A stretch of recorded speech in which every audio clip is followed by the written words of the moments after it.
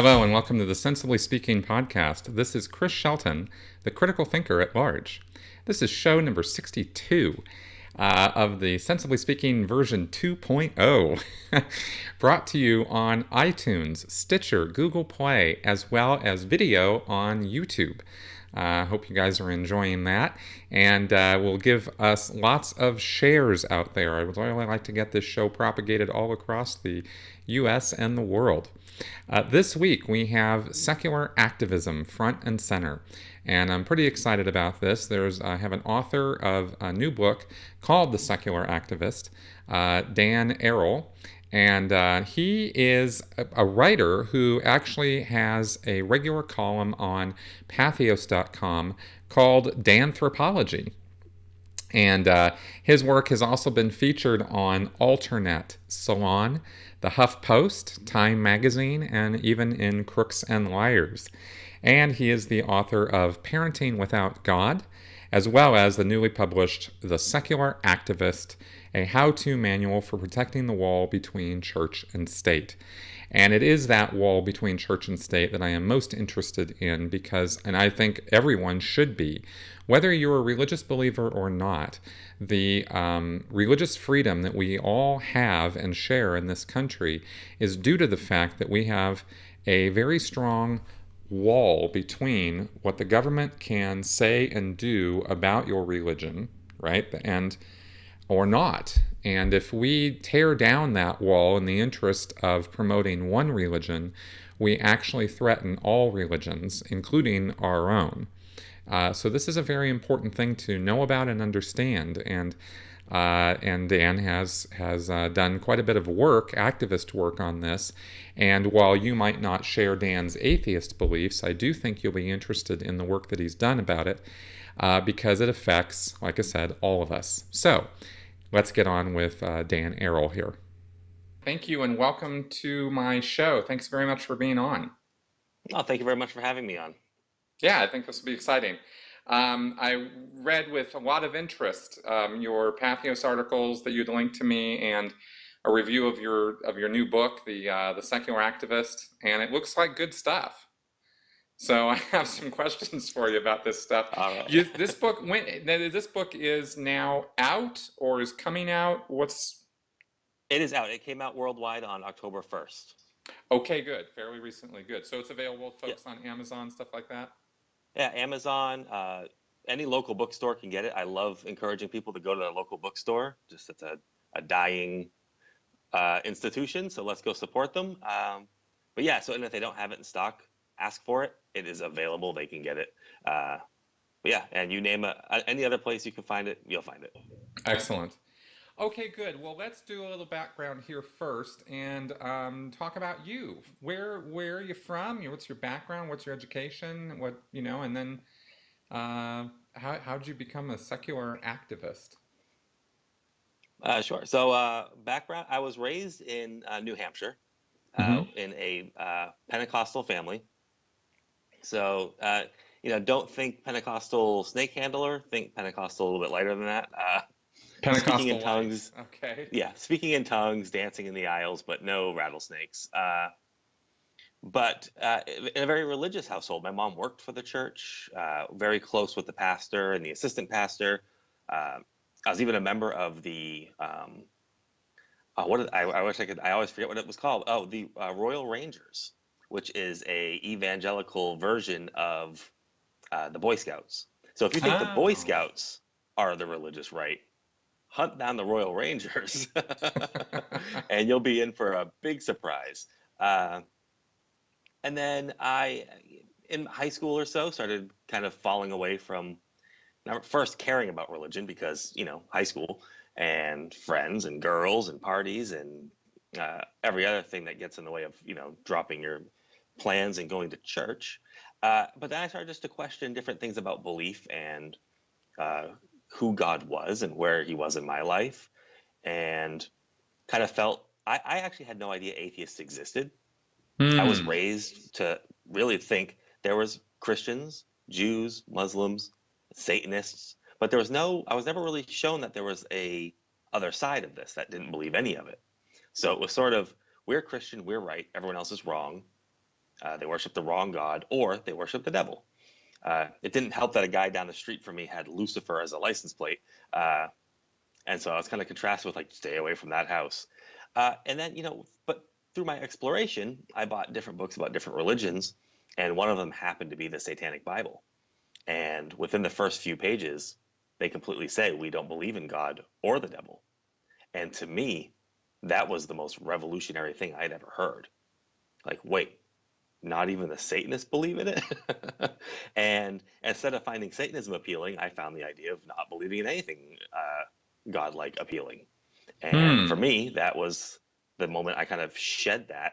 And then this was before the internet, so this is all talking to friends, and then sort of stumbling into the word atheist by accident, and hearing like that's what people that don't believe in God call themselves.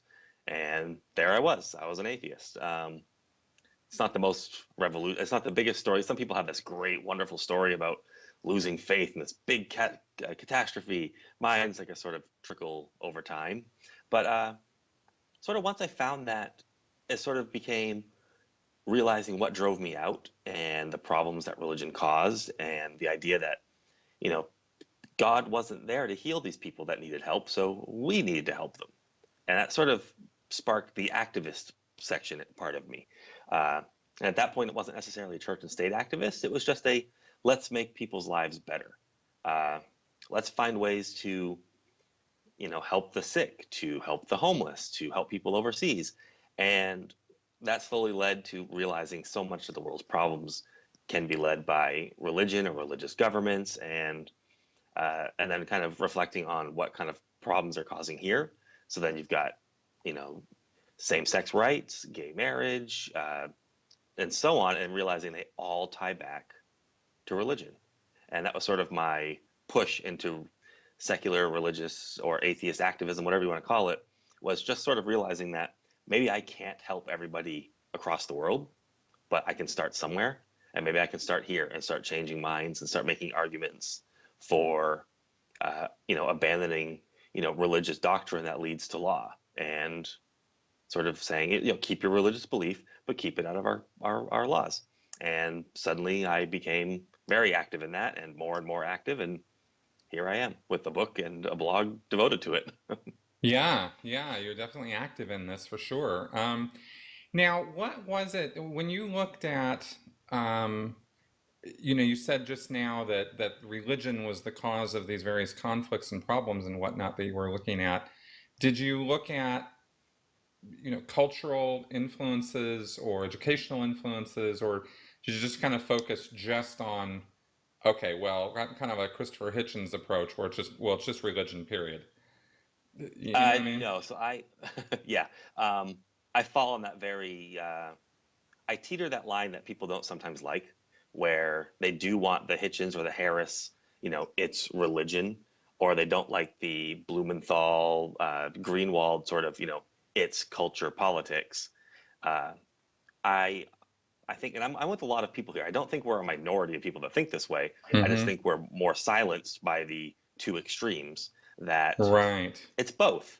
There's culture that plays a lot into this, and we talk about female genital mutilation. That's religion, but that's also culture.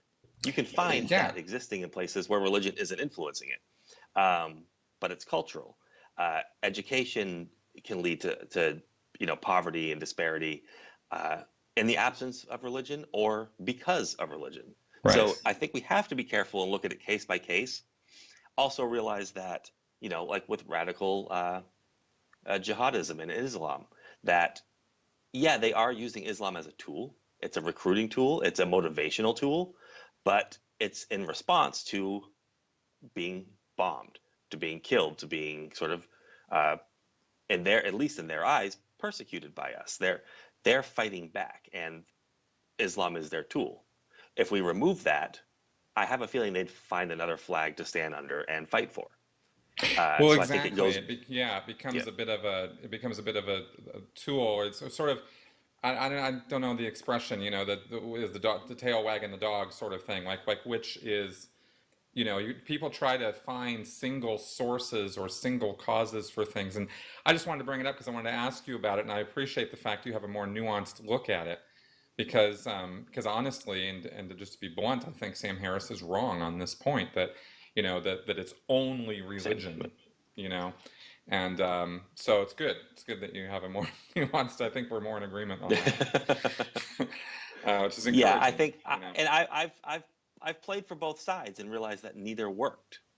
Like neither brought solutions, and that's how I sort of wound up sort of in this middle where we just have to say it's twofold. We have to stop bombing them, Hmm. but that doesn't mean once we do, they're going to stop not liking us because of religious indoctrination. So then we Right. have to sort of cure that with education and different perspectives, and realize that one doesn't cancel out the other. They both have to go on their own to Yeah, their own degree. exactly. I just Um, wanted to clarify that you weren't one of these, we have to get rid of religion in order to have a happy world sort of things, because I think it's a bit of a, I agree that organized religion, and I've stated very clearly that before that organized religion is definitely has can be an awesome force for evil, when used wrong. But I think it's mhm. an unrealistic expectation that we're going to drive religion out of people's heads, given our nature.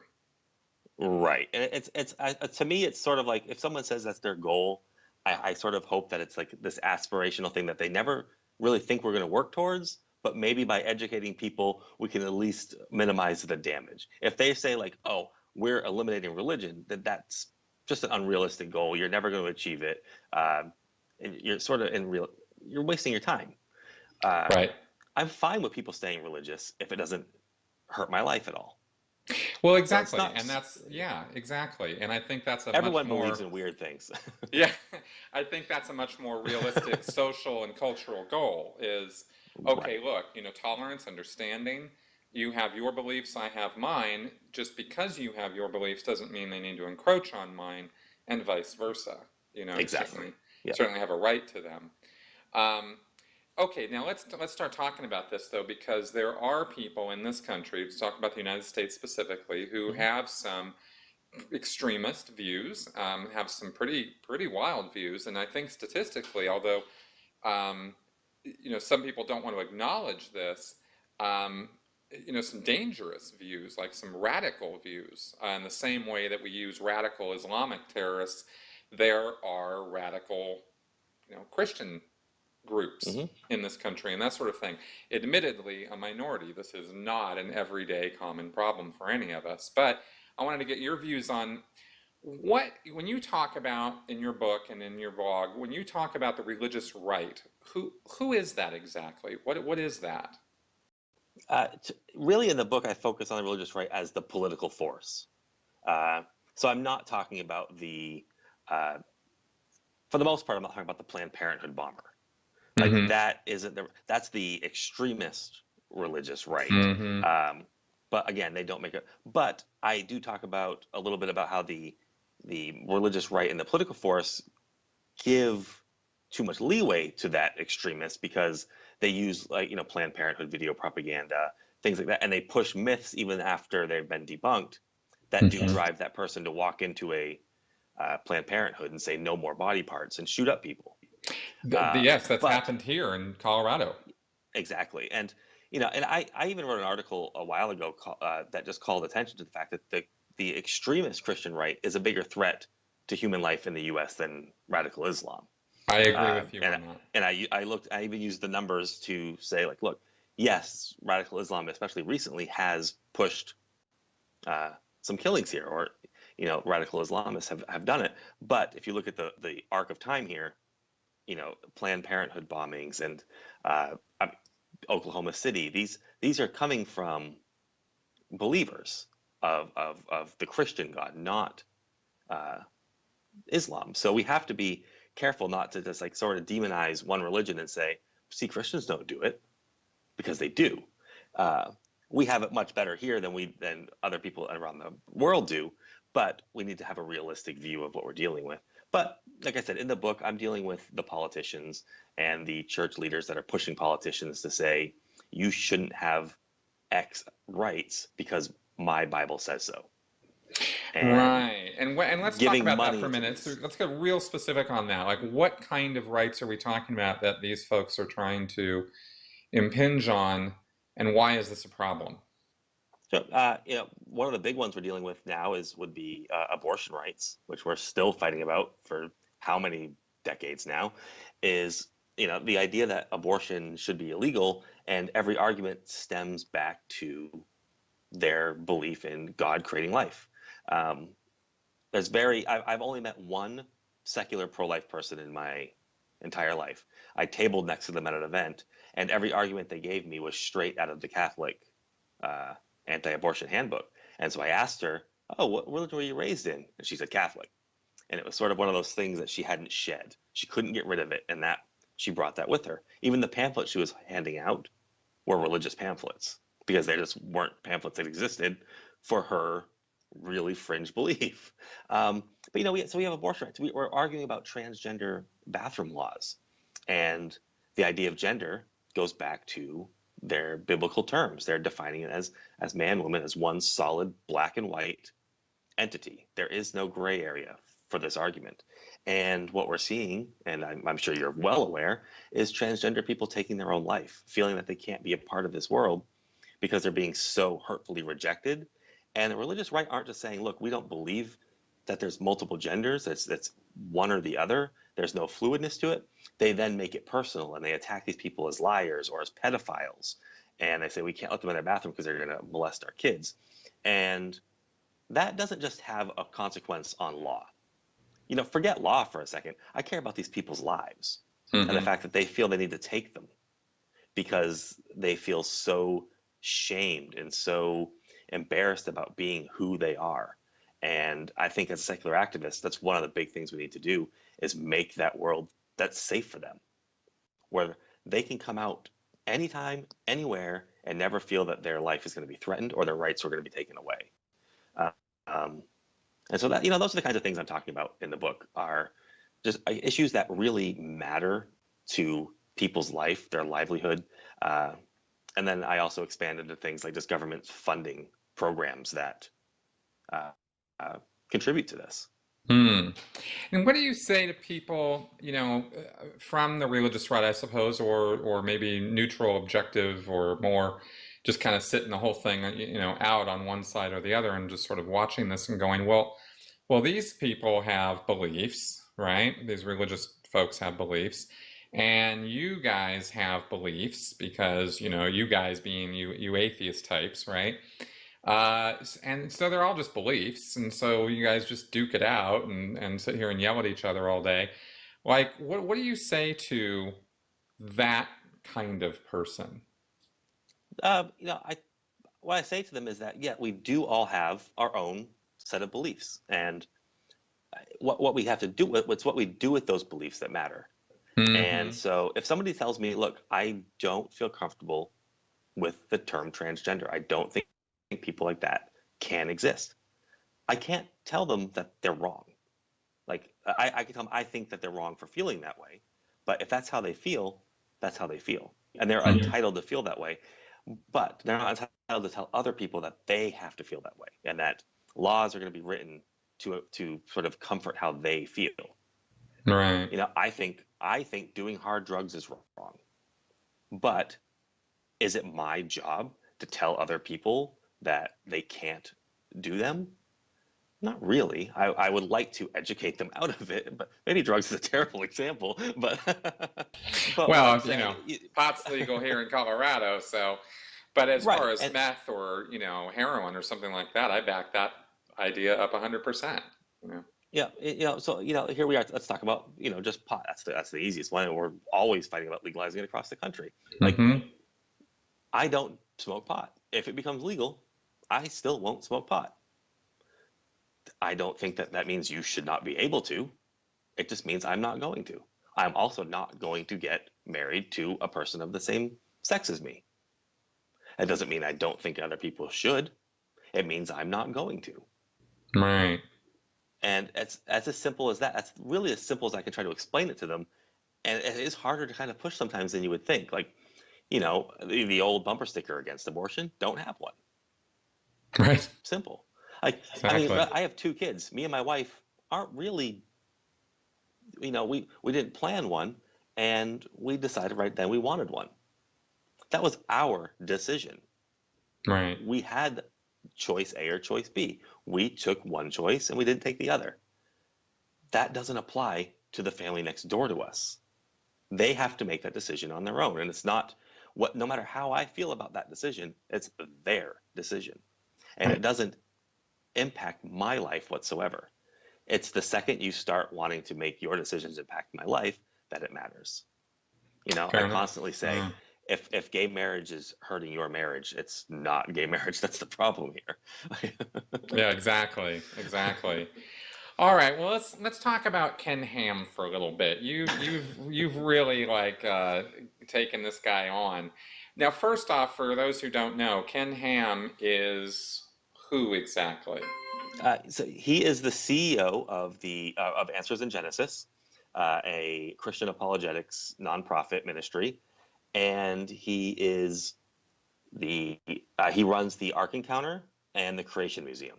The Creation Museum, most people have known for many years in Kentucky. It's the quote unquote museum that tries to prove that creationism is real by explaining away incest and other weird, creepy things that you pick up in the Bible. They have rooms devoted to explaining this. And then where I really got involved with him was his Ark Encounter, which was trying to prove that the story of Noah's Ark and the Great Flood are true. And he thought the best way to prove this was to build a giant boat in the middle of nowhere and put some stuffed animals in it and some animatronic figures and say, here you go, look, it could happen. Right. And it's quite a thing. I guess Kentucky, figured it would be a nice tourist attraction. It's this, gigantic monstrosity. Um, Now you called out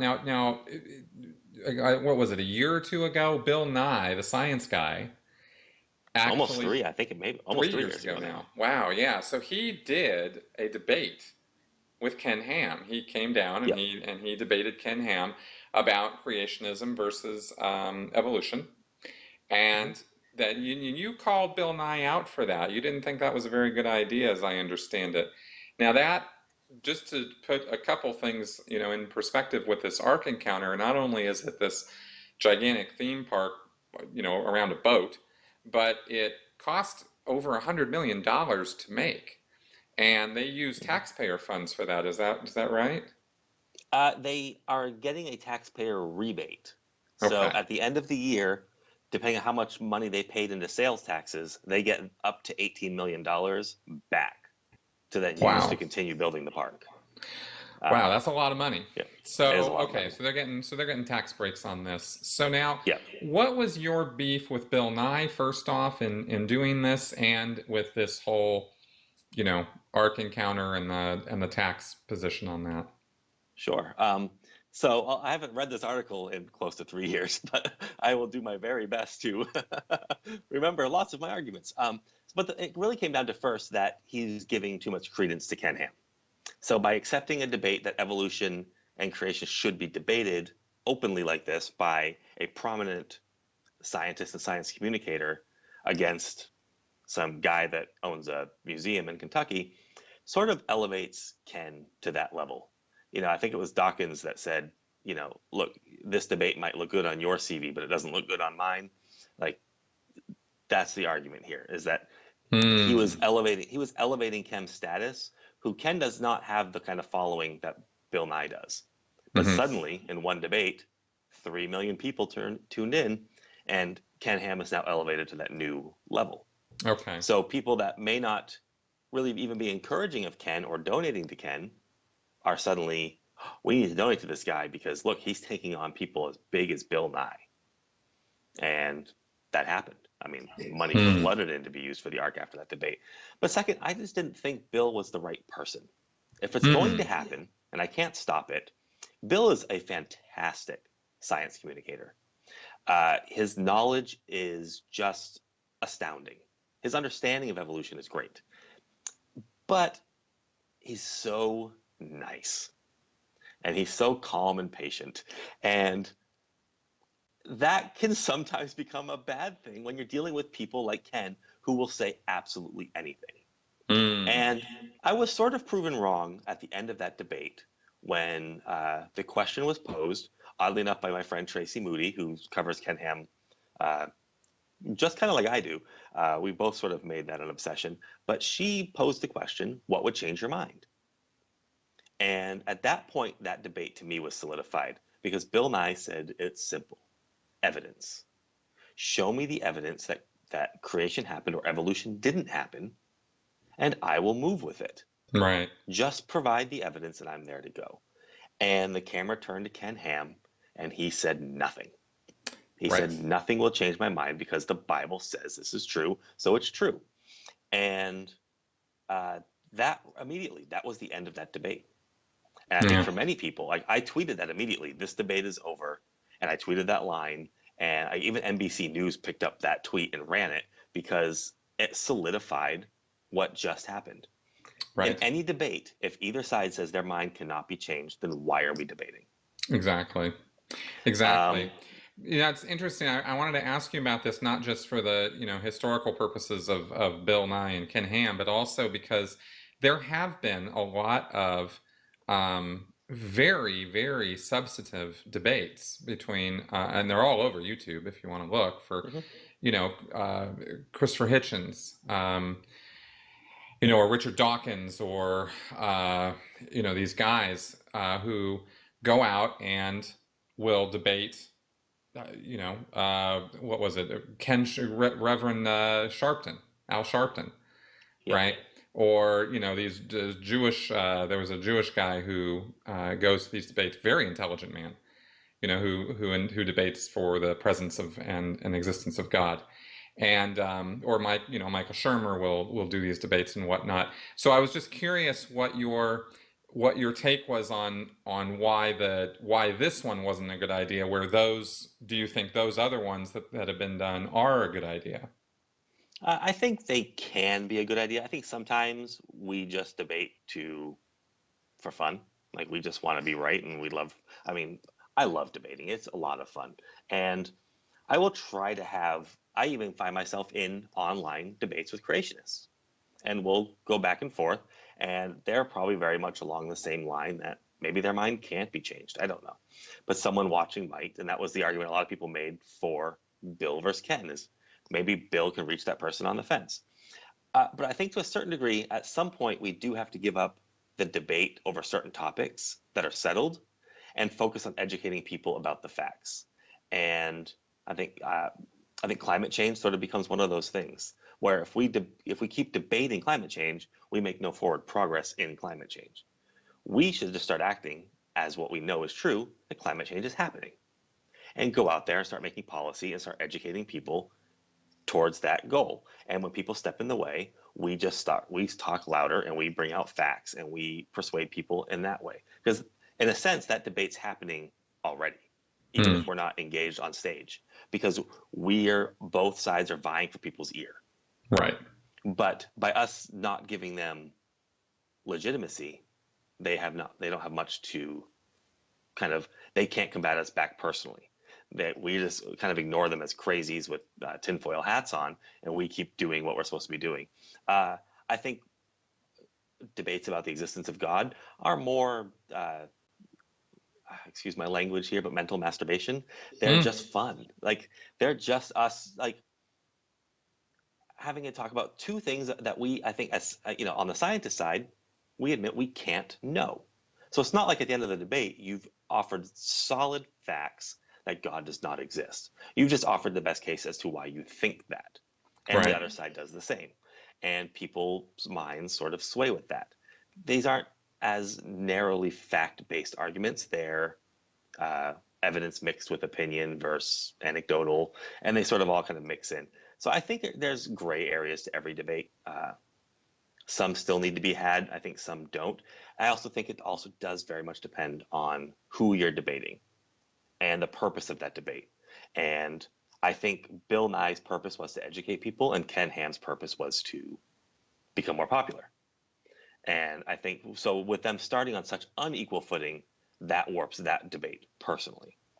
If there happened to be a creationist that was as famous as Bill Nye. There's not, probably for a reason. Bill Nye wanted to debate them. I may have thought at least differently about that aspect of the debate, because maybe they're both prominent in the headline, people that neither really benefit from one another.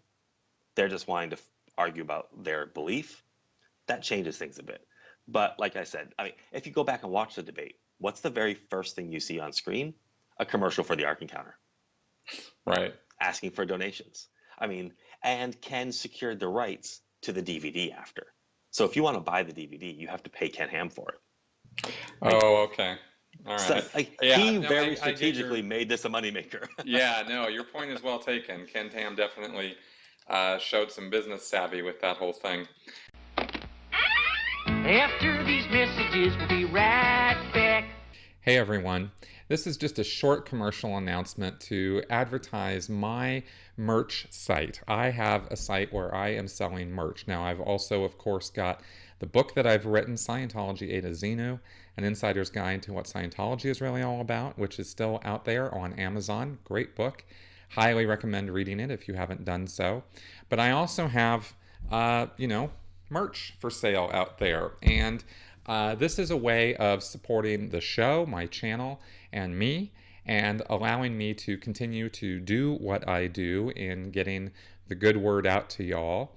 And also get something for you to spread the words of logic and reason and sensibility to your friends, family, and the world at large.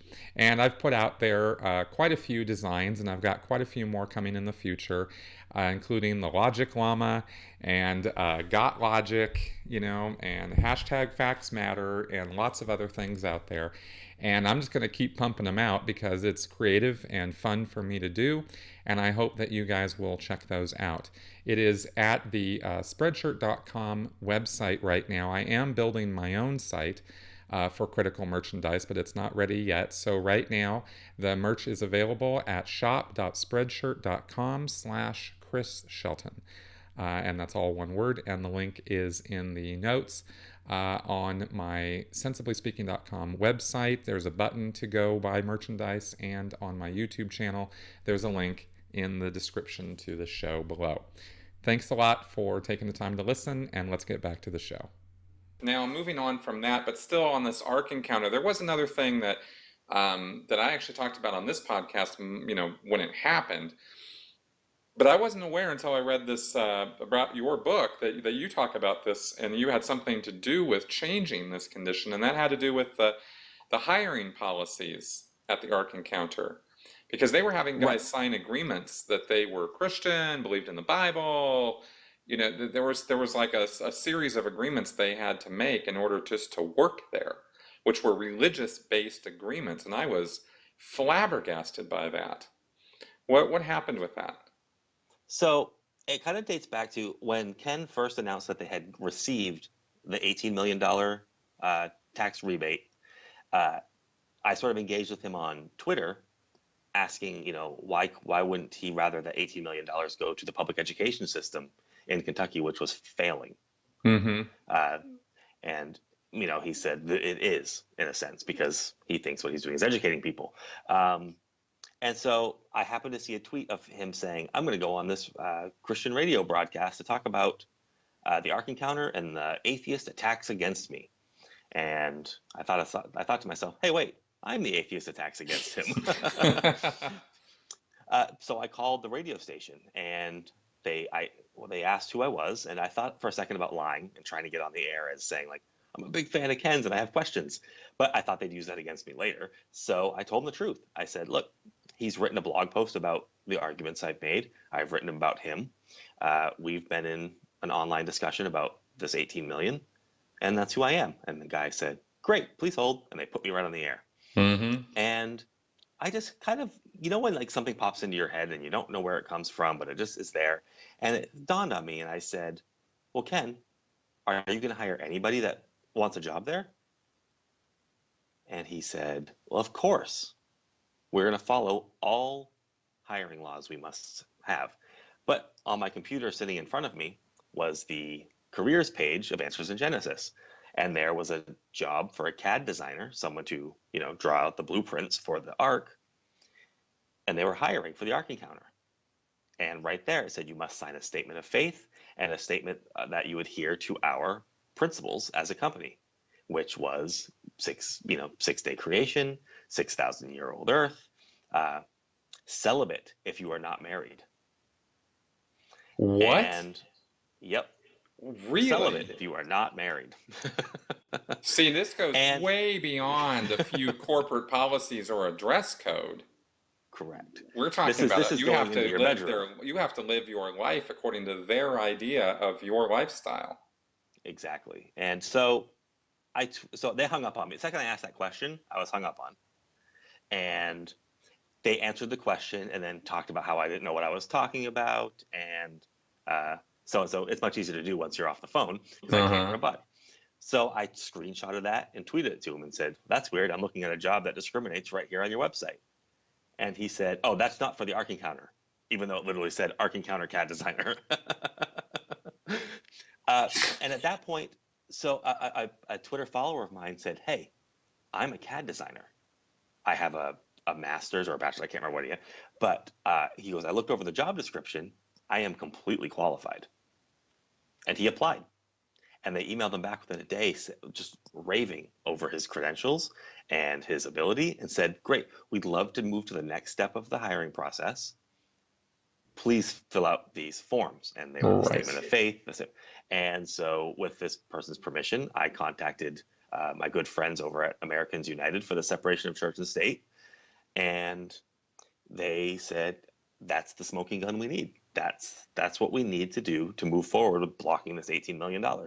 They drafted a wonderfully long letter to the governor of Kentucky that included the evidence I sent them, some other things they had dug up, even quotes from Ken Ham calling the Ark Encounter a ministry, even though it was a for-profit LLC, and sent it and said, look, you're going to give these people $18 million of taxpayer money, but they've said they're going to discriminate and they're going to preach the word of God. Mm-hmm. And it didn't take very long for the state to say, you're right, we're sorry, and revoke the $18 million. Nice. And that was a huge victory. That was a wonderful day. I mean, about 2 days before, Ken Ham put up an Ark Encounter billboard that said, to our intolerant liberal friends, you can't sink this Ark. And then 2 days later, he lost his money. And so Americans United immediately made a mock billboard that said, it looks like we sunk your ship. Interesting. I'm only highlighting this because I really wanted to show the kind of activism you do that actually results in something and is right on the line of church-state separation, because this is important stuff. Mm-hmm. You know, we have this idea in the Constitution of a separation of church and state, and yes, that is there to protect religious freedom, and it is there to keep people in a position where they can worship and have the beliefs that they want without the state imposing a state religion, let's say, on them, right? So it is for their protection. Yet at the same time, it also is for the protection of people who don't share those beliefs and don't want to have those beliefs enforced on them just because they live next door to Ken Ham or, that sort of thing. And so I think this is a real good example of where that line, has gone too far over, where they're getting this money, these rebates, and are doing things that are clearly against the wall or against the law, and then lying to your face about it. Right? I mean, completely unacceptable behavior on Ken Ham's part. Yeah. And then, so what we had there, following right after, exactly what you're saying is, so immediately he sued the state because he wanted his $18 million. Mm-hmm. And in an attempt to countersue, 4 Baptist pastors contacted Americans United and said, we want to countersue because we think Ken Ham's doing damage to the separation of church and state. Because they understood the value of that separation and the benefits they receive from that separation. And if Ken Ham chips away at that, they realize they could lose what they're getting, that they could lose the the break that they get. They don't pay taxes. They don't, and they don't politic, and they're trying to follow these laws, and they see those that try to break that law or bend that rule as damaging, and so right away, Americans United filed their injunction to intervene in the lawsuit with 4 Kentucky Baptist pastors, and the court said no, kicked them out. So they have no standing in this lawsuit. They add nothing to it. And then they heard the case very silently for a few days, and then it went silent. No news, no nothing. Ken Ham went along business as usual. But a funny thing happened. Matt Bevin, who was Matt Bevin is now lots of people involved. But the former Kentucky governor, Steve Brashear, there it is, was a Democrat who was the one who sided with us and said, these two things need to be separate. And he was actually pro Ark Encounter. He wanted it built because he saw a tourist attraction that could bring money. Absolutely, any governor of a state would absolutely see that. I understood immediately why the state was putting resources and backing it, because we're talking about potentially massive influx of income into the state from this facility. So sure, that makes sense. Exactly. And if they're not putting money into it, it's no loss to them. If it's a huge success, wonderful. If it's a huge failure, businesses come and go. They move on. But this was his last term in office. And he had said if the ruling comes out in favor of the Ark Encounter, he would appeal. Well, in the election, a Tea Party governor won. And then days after that, once he took office, the judge that heard the case came out and said, I'm siding with the Ark Encounter. They have every right to discriminate as they please because they are religious. Regardless of the fact that they were a for-profit business, he gave their company religion, sort of like we saw with Hobby Lobby. Right. And completely ignoring a 2003 ruling, which actually said states have a legal right to discriminate against religious organizations for or nonprofit if the money's being used for religious purposes. And so we had a Supreme Court ruling that actually sided with us. But the judge ignored it and ruled. It went to the governor, and this Tea Party governor did what? Said, I love the ruling. I am not appealing. And boom, Ken Ham has $18 million back. Or up, I keep on, up to $18 million back. This is in rebate. And this is in rebate. So when you visit the park and you buy a hot dog and you buy a ticket and you buy anything that they put sales tax on, at the end of the year, up to $18 million of that sales tax goes back to Ken Ham for them to complete building this park. Because the park is about maybe a quarter built. Oh, really? Yeah, they had to rush it open because they needed to start making money because they were out. Like if you walk around the backside of the Ark, it's just in shambles. There's like you can see the DuPont siding and like it's just not complete. So they want to the go Ark on one side. itself is not even complete. The Ark itself is not even complete. Okay. Let alone a petting zoo, which is just a disgrace, and I feel bad for every animal stuck in that thing. So just it looks unfinished. There's dirt everywhere. There's big plowed out areas of land that just have nothing in it. They advertise going there for a zip line and all these things that don't exist yet. And they need that tax money to start part 2, which is $18 million is a lot of visitors. So now the plan is to educate people to keep them away. Don't go visit the park. Well, knowing, also, I mean, again, separation of church and state is a really key principle on which this country is built. And, and people do amazing things for money. And I'm really sad to see Ken Ham so compromised on this because of, such a silly thing. Now also separation of church and state. This is we've only got a couple months until Christmas is coming. So another popular Christmas meme that's coming out is the standard refrain of there being a war on Christmas. Now you have that, let's actually change this up a little bit. We're not going to sit here and just like laugh and giggle at the Christians here in the United States. I actually want to talk about something serious with this, which is there is religious persecution that occurs on this planet, right? And it occurs against Christians. It occurs against followers of Islam. It occurs against Judaism, and it occurs against atheists. There have been recent cases in the Middle East where atheists were killed because they spoke out about their lack of belief, and then they were getting their heads chopped off. Now, Christians are also persecuted in these countries, right? And I'm not talking about the United States, I'm talking about in the world now. Yet you hardly ever hear about that in the media, I think. I don't really hear about that too much. And the U.S., here in the U.S., you don't hear Christians really outraged. Like when the atheists, I think there were 2 instances of this, if I remember right, of atheists being killed over in, what was it, Pakistan or Afghanistan or something? There it Yeah, goes. it was one of those stand countries. There's actually been 5. Yeah. It's been 5 now. Okay. Yeah. And atheists over here were correctly and loudly outraged about that, and there was a lot of media about it. Mm-hmm. And there was a lot of outrage about it, and about, hey, we need to do something about this. So if we're going to talk about religious persecution or the war on Christians, mm-hmm. really, wouldn't it really be talking about that kind of thing?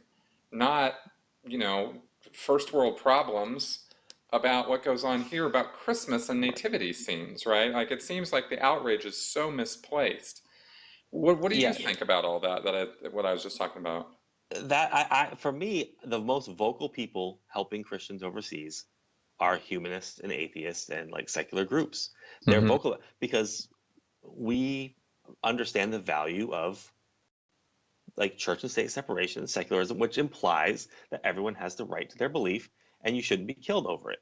And we see atheists being killed over it, but we see in many Islamic government-run countries, their Christianity is under attack, or Christians have to live. ISIS is not killing Christians if they follow X, Y, and Z. Step out of line, do this, you're dead. Mm-hmm. You have to label. You have to. They know where the Christians live. I mean, let's compare that to Donald Trump talking about IDing Muslims. ISIS is doing that to Christians mm-hmm. and killing them, and it's us speaking up, but Christians seem silent. Or you'll see a couple of them change their Twitter icon or their Facebook icon to the, I think it's Arabic symbol for Christianity or Christian, the little like U with a dot over it.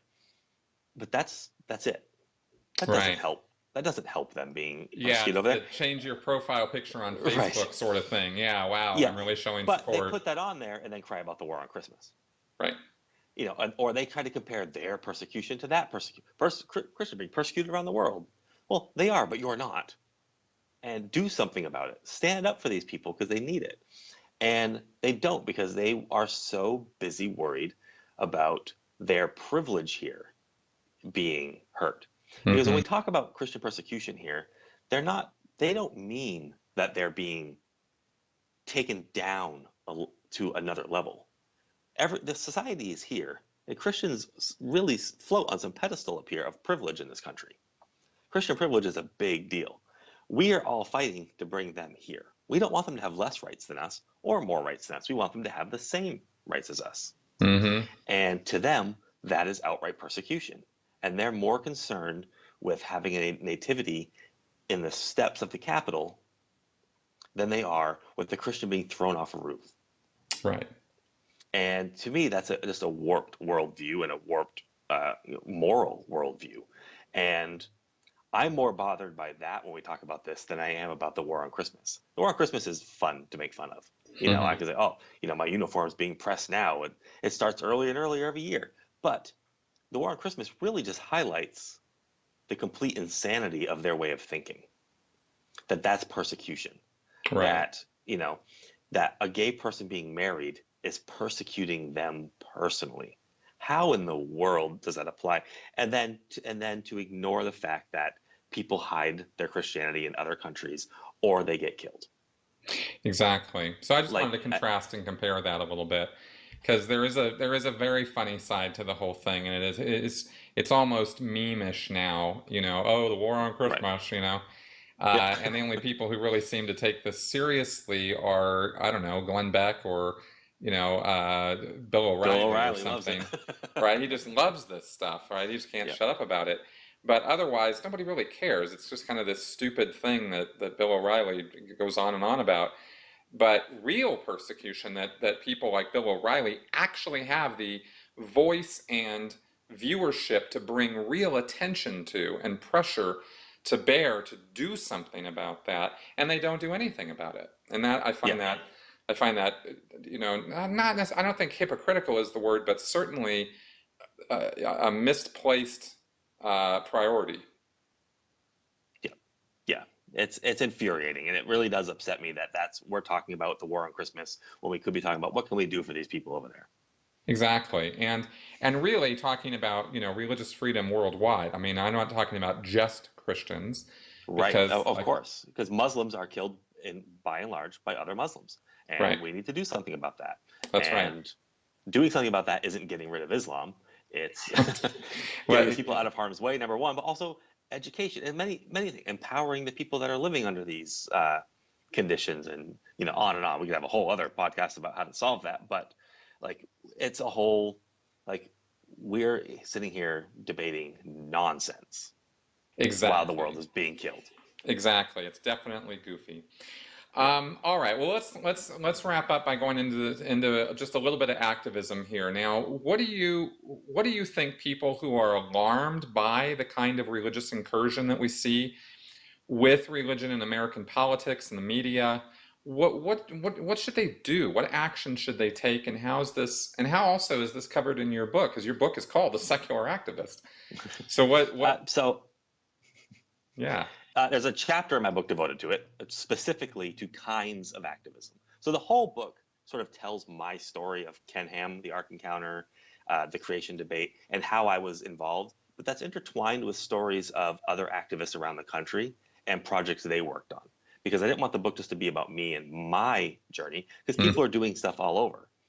And I want people to see different kinds of activism that exist. There's going to city council meetings and demanding that you get to do a secular invocation, or stopping secular invocations, or invocations at all, or fighting 10 commandments that get installed around the country in front of courthouses, to fighting the Ark Encounter. But there's so many levels. So people that want to get involved need to figure out what they can do. Don't do more than you can, but don't do too little. So the whole point is, you see a post on Facebook, you hear somebody at the store, and they say, oh, I can't believe this church is getting this money from the state to do X. And then you sigh and say, hope someone does something about that. Right. Why don't you do it?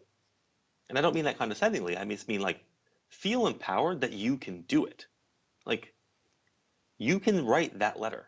If you're not writing a letter to your government, you can even write that letter to Americans United or Freedom from Religion Foundation, who might not know about it because they can't know about everything happening. And so I do go through lots of different, there's Facebook activism. There is just engaging in discussion and being openly atheist and saying, look, because by being openly atheist, you can change the view of atheism from people. That's, hashtag normalize atheism is there to, people use that. They say, oh, I'm doing my laundry, hashtag normalize atheism, because we're people, just regular people doing regular people things. And the more people realize that atheists aren't Satan worshippers, but aren't the devil, aren't eating babies, there aren't these terrible people, then people that live in the South can come out. That's activism. Just saying I'm an atheist is activism. But engaging with friends and family that might feel differently about same-sex marriage or separation of church and state issues, you can help change minds. If not theirs, someone watching. Just having an open dialogue about what you believe and why you believe it is in itself activism. Twitter, doing the same thing, or creating that sense of community for people to realize there's other like-minded folks like them. So maybe that 18-year-old, 16-year-old, or 15-year-old living in Baton Rouge doesn't know a single other person that doesn't believe in God and is afraid to talk about it, finds community on Twitter or in a Facebook group that you've created, and realizes they're not alone and have someone to talk to about problems, and someone that can relate to their problems that just doesn't say go pray on it. That is activism. Picking up a sign and going and standing out in front of the courthouse that's putting up 10 commandments, That's also activism. Lobbying your government to change laws is activism. Activism is this really broad range, and I hate when I see activists pigeonhole or say, like, that's not active. You're not doing activism right. We all can contribute in different ways. We all have different time constraints. Some of us probably work 3 jobs. We don't have time to go out and picket. Right. But you might have time on a break somewhere to send a tweet or to be a part of a community or to be someone's ear. And each little thing we do like that is activism and is just as important as the person in a government hall lobbying as it is to the person sending a tweet to someone who feels left out, right, or feels disconnected. And so I go over and give different examples in each, starting a podcast or a YouTube channel, or, like this very podcast right here is a form of activism, because people are going to come across it and they're going to find on this show or a different guest or just with you talking, something to connect with, something that resonates with them, that either inspires them or makes them feel not alone. That is activism. Excellent. So to me, there's just this broad range, and we need to embrace all forms, realize all forms matter and make a difference. And when they all work together, they make change. Excellent. And so in the book, I'll elaborate on each one and give people more ideas of what that means. And then I even give them resources to the groups or people that they can connect with that can help them further that, which I think is really important too. No, very good. Yeah, connecting with like-minded people is really, really important for that mutual support and understanding, as well as mutual activity. Right. So that's excellent. So good. So The Secular Activist, out now on Amazon, at your bookstore. If it's not there, it can be ordered. It can be gotten. So this is Dan Arel. It's the name of the author here. It's been thank you very much for your time in this interview. This was really interesting. So thank you so much for having me. It's great talk.